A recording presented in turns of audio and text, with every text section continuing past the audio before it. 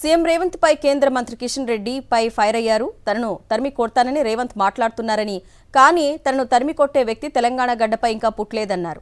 తనను అడ్డుకునే దమ్ము కాంగ్రెస్ కుందా అని సవాల్ విసిరారు. తాను బీఆర్ఎస్ కాంగ్రెస్ కార్యకర్తను కాదని బీజేపీ కార్యకర్తనన్నారు. మెట్రో ఫేజ్ 2కి నిధులిచ్చేందుకు కేంద్రం సిద్ధంగా ఉందన్నారు. డబ్బు ఇవ్వకపోతే తాము రాజీనామా చేస్తామని, హామీలు అమలు చేయని మీరు రాజీనామా చేస్తారా అని రేవంత్ను నిలదీశారు. నేను ఒకటే రేవంత్ రెడ్డిని అడుగుతా ఉన్నాను. రేవంత్ రెడ్డి గారు, మీరు ఆట మొదలు పెట్టారు. భారతీయ జనతా పార్టీ 28లో ఆట ముగించే విధంగా కృషి చేస్తుందని మనవి చేస్తూ, తప్పకుండా ఈ రాష్ట్రంలో 10 సంవత్సరాలు పరిపాలించినటువంటి బీఆర్ఎస్ పార్టీ మోసం చేసింది. బంగారు తెలంగాణ పేరు మీద ఆయన కుటుంబం బంగారు కుటుంబం అయిపోయింది.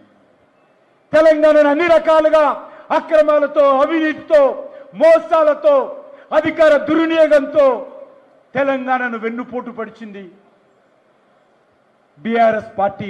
కేసీఆర్ మార్పు పేరుతో అధికారంలోకి వచ్చినటువంటి కాంగ్రెస్ పార్టీ ఏ మాత్రం తేడా లేదు.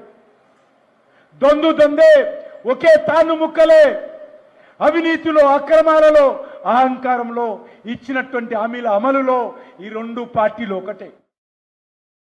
మరిన్ని అప్డేట్స్ కోసం ఛానల్ ను సబ్స్క్రైబ్ చేయండి. నోటిఫికేషన్స్ కోసం బెల్ ఐకాన్ పై క్లిక్ చేయండి.